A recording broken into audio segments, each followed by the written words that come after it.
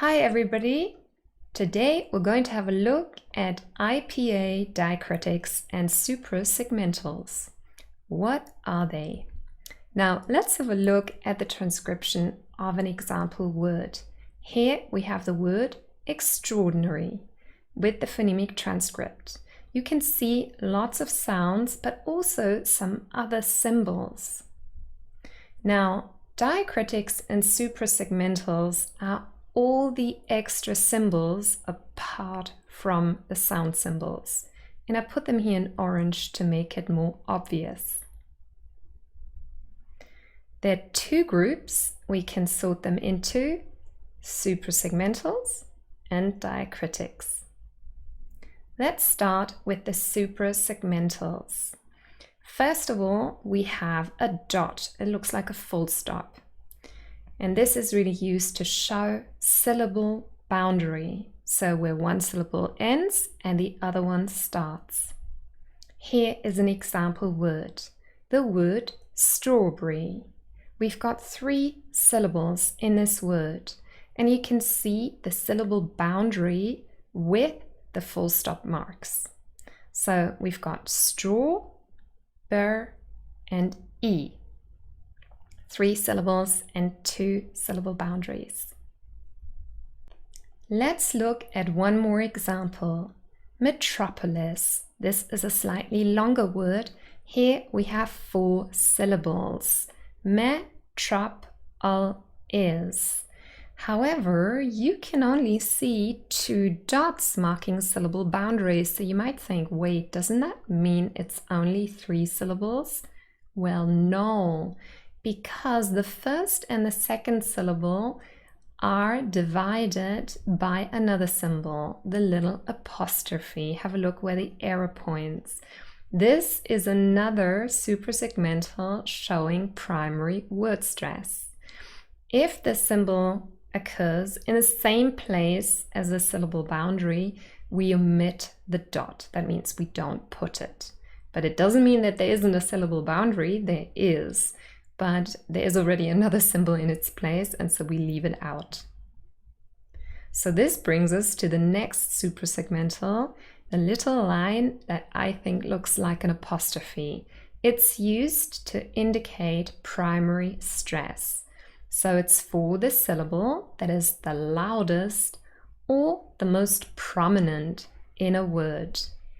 Here, let's go back again to our original example, metropolis. The second syllable, trop, is the one that carries primary stress, metropolis. And so the little apostrophe is at the start of the syllable. And that means the following syllable carries primary stress, metropolis.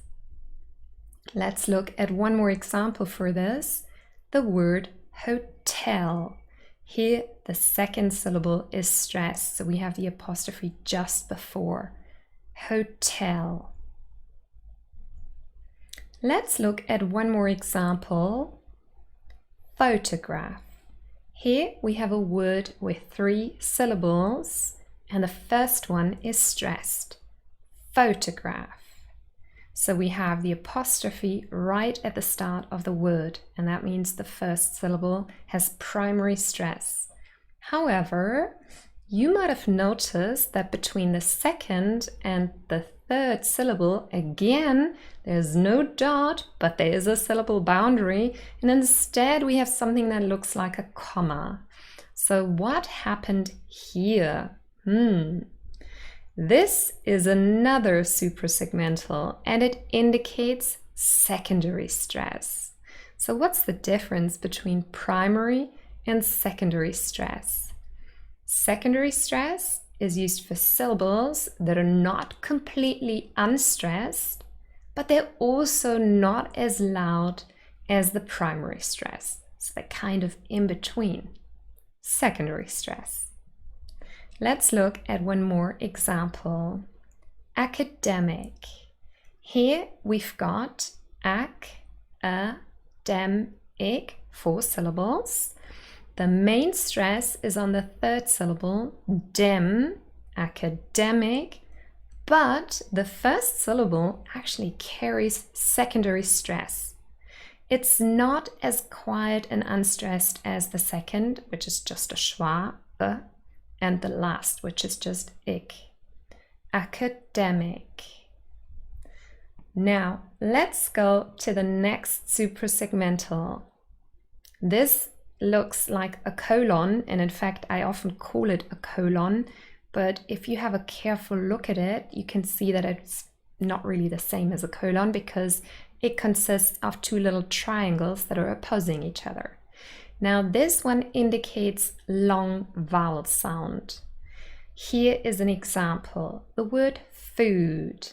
The vowel sound in the middle, U, is a long vowel sound, and we can see this because we've got the suprasegmental sign next to it.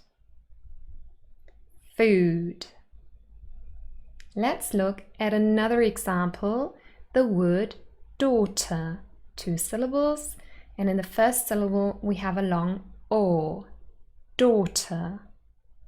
Now you can see that there is still the dot to show syllable boundary.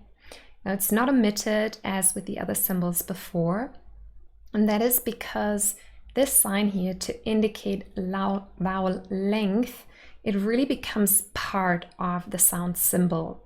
It's not like something extra that's added, it becomes part of it. If you have a look at the vowel chart, you will see that the long vowel sounds all have this colon right next to them. And so that means we additionally put a dot to show syllable boundary. Daughter. Daughter. Let's look at the next one.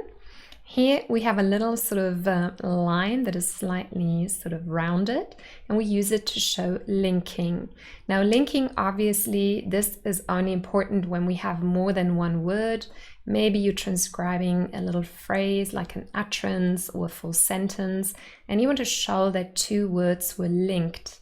And so here we have an example, come and in, but if we say it naturally, it's come in, and there would be linking. Now let's look at some diacritics next. First of all, we have a little R that is elevated, and it's always together with a schwa sound. So you've got schwa and then a little elevated R, and it stands for R-colored schwa. So it's a schwa sound with the hint of an R. If you are transcribing a rhotic speaker and you want to show rhoticity, you might use a symbol that is similar. It's a schwa with an R, but it's kind of joined, so it looks slightly different. Let's have a look at an example here. We've got the word waiter, and at the end, in the second syllable, we have t, waiter, waiter.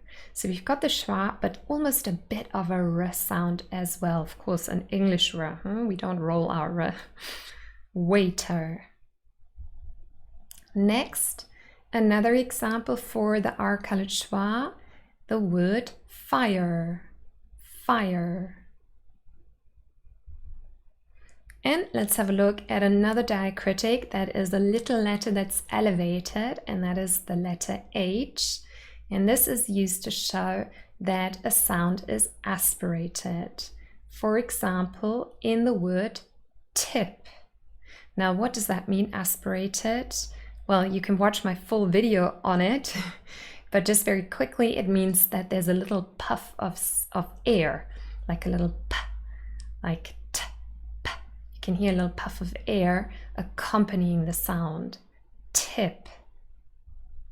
Or here's another example for an aspirated p, price, price.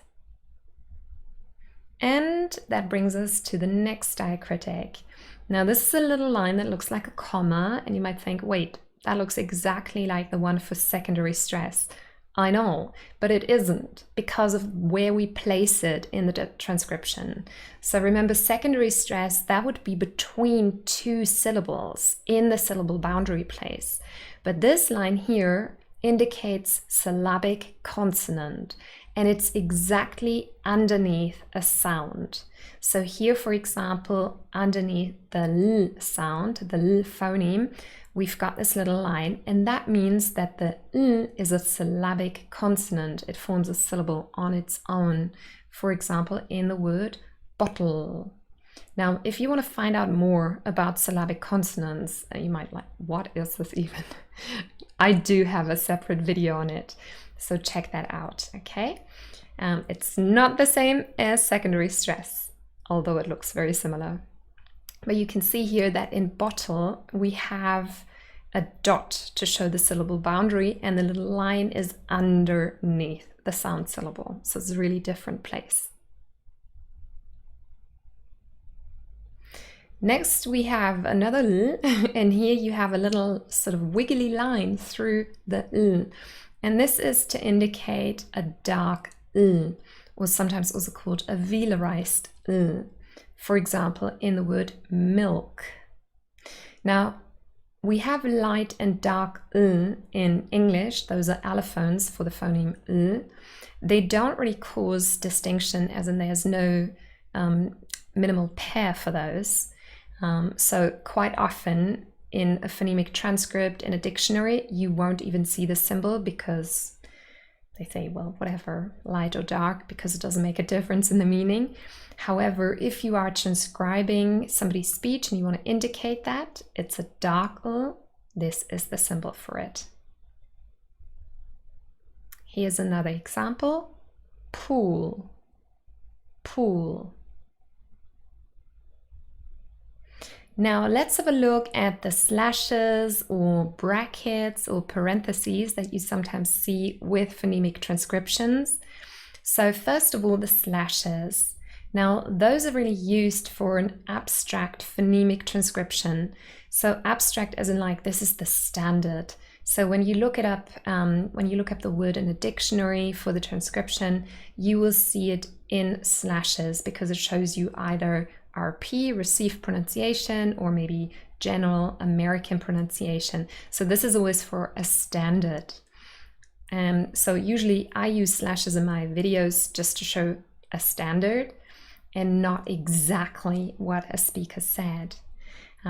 Here is an example. If you looked up the word water in the dictionary, you would see it like this, using slashes, water.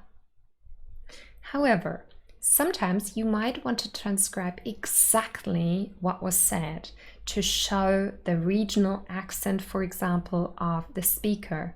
And for those transcription, we use square brackets. So this is the actual pronunciation.